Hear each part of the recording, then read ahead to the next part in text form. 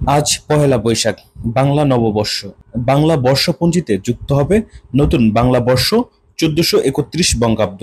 জীর্ণ পুরাতন সবকিছু ভেসে যাক, মুছে যাক গ্লানি, এভাবে বিদায়ী সূর্যের কাছে এ আহ্বান জানায় বাঙালি। প্রথম বৈশাখ আমাদের সকল সংকীর্ণতা, কুফমণ্ডূকতা পরিহার করে উদার নৈতিক জীবন ব্যবস্থা গড়তে উদ্বুদ্ধ করে। আমাদের মনের ভেতর সকল ক্লেদ জীর্ণতা দূর করে আমাদের নতুন উদ্যমে বাঁচার অনুপ্রেরণা যোগায়। আমরা যে বাঙালি, বিশ্বের বুকে এক গর্বিত জাতি। পহেলা বৈশাখের বর্ষবরণে আমাদের মধ্যে এই সজাত্যবোধ এবং বাঙালিয়ানা নতুন করে প্রাণ পায়, উজ্জীবিত হয়। অন্যদিকে পহেলা বৈশাখ বাঙালির একটি সার্বজনীন লোক উৎসব। এদিন আনন্দঘন পরিবেশে বরণ করে নেওয়া হয় বাংলা নতুন বছরকে। কল্যাণ ও নতুন জীবনের প্রতীক হলো নববর্ষ। অতীতের ভুল ত্রুটি ও ব্যর্থতার গ্লানি ভুলে নতুন করে সুখ শান্তি ও সমৃদ্ধির কামনায় উদযাপিত হয় নববর্ষ।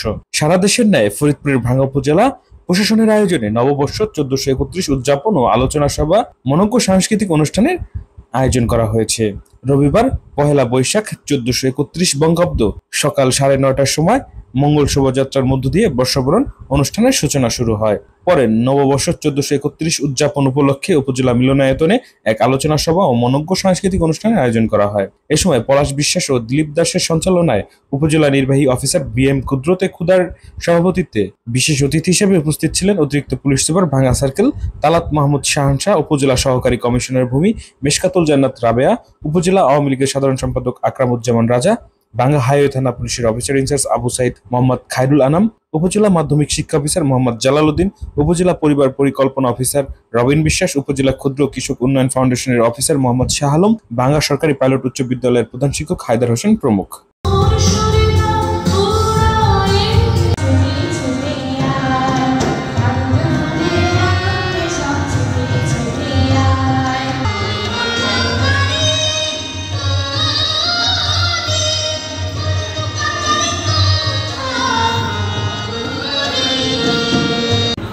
হৃদয়ের ফুলে শুভেচ্ছা জানাই, ওহে পহেলা বৈশাখ, তোমারই বইতে বাজছে আজ ভাগ্য সাত।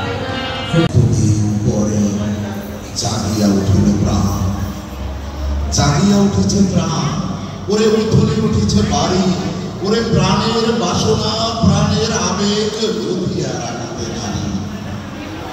আমি আবারও সবাইকে নববর্ষের সময় জানাচ্ছি আপনার সময় আমাদের সময়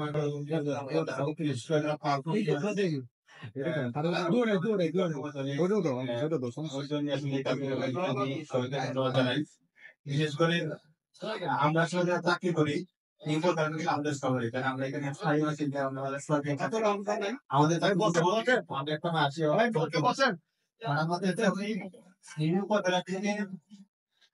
আমাদের এখানে চাকরি করি মনে করে নিজের বাড়ি মনে করে মনে করে যতদিন থাকি কাজ করার চেষ্টা করি। তো এই ক্ষেত্রে আমাদের সকল কাজে যারা স্থায়ী নাগরিক যারা আছেন তাদের সহযোগিতার প্রয়োজন না।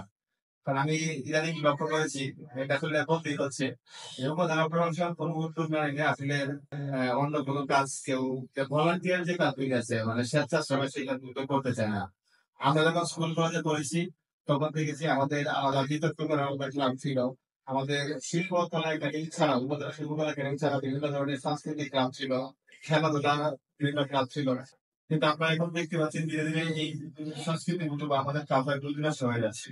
আমরা আমাদের পরবর্তী সন্তানদেরকে যদি আরো ভালো রাখতে চাই তাহলে আমাদের এই সংস্কৃতিটাকে ধরে রাখতে হবে। বিশেষ করে আপনারা জানেন হাজার বছরের শ্রেষ্ঠ বাঙালি জাতির পিতা বঙ্গবন্ধু শেখ মুজিবুর রহমানের সুযোগ্য কন্যা গণপ্রজাতন্ত্রী বাংলাদেশ সরকারের মাননীয় প্রধানমন্ত্রীর নেতৃত্বে আমরা উন্নত দেশের দিকে এগিয়ে যাচ্ছি। ২০৪১ সালের মধ্যে আমরা উন্নত দেশে পরিণত হবো। তো আমরা সেই বাংলাদেশকে নেতৃত্ব দেওয়ার জন্য যে গুণাবলী দরকার সেই প্রজন্ম করে তুলতে হবে।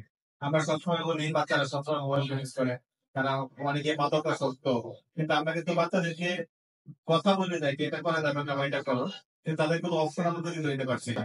আমরা না করতে পারছি ওদের একটা খেলার মাঠ বা একটা ছোট একটা পার্ক যেখানে বাচ্চারা বিকাল করে একটা আড্ডা দিবে, না কোনো ভালো একটা লাইব্রেরি যেখানে বাচ্চারা বসে বই পড়বে। আমরা কোনো অপশন আছে শুরু করে যাই আমি আপনি এই মাদক দিবা না, তোমরা খারাপ কাজ করে ইত্যাদি করবা না, কিন্তু আমি কোনো অপশন আমি দিতে পারছি না। সেই জায়গাটা আমাদের সবাইকে মিলে একসাথে কাজ করতে হবে। আমি পার্সোনালি চেষ্টা করি যে আমাদের যে প্রোগ্রাম গুলো আছে এই প্রোগ্রাম গুলো যেন চাকরিপূর্ণ হবে। আপনারা অনেক সময় অলরেডি কাজ করতে আপনারা জানেন, তারপর আমি চেষ্টা করি এই প্রোগ্রাম পূরণ করার জন্য। এক্ষেত্রে আপনাদেরকে সহযোগিতা করতে হবে। বিশেষ করে আমাদের বড় একটি অংশ আমাদের তরুণ প্রজন্ম গড়ে ক্ষেত্রে সবচেয়ে বড় ভূমিকা পালন করে আমাদের শিক্ষা পরিবার। সেক্ষেত্রে আমাদের যারা সম্পর্কিত প্রধান শিক্ষকগণ আছেন বা শিক্ষক মন্ডলী আছেন, এখানে আপনার অনেক বেশি দায়িত্ব রয়েছে। কারণ আপনারা একটা সন্তানকে যেভাবে নিয়ে যাবেন তারা কিন্তু সেভাবে যাবে। আমি আজকে যে খুব ছোট একটা ঘটনা শেয়ার করতে চাই, তাদেরকে ঘটনা শেয়ার করি। আসলে আমরা কেন আমাদেরকে আমাদের সংস্কৃতি গুলোকে লালন পালন করা দরকার।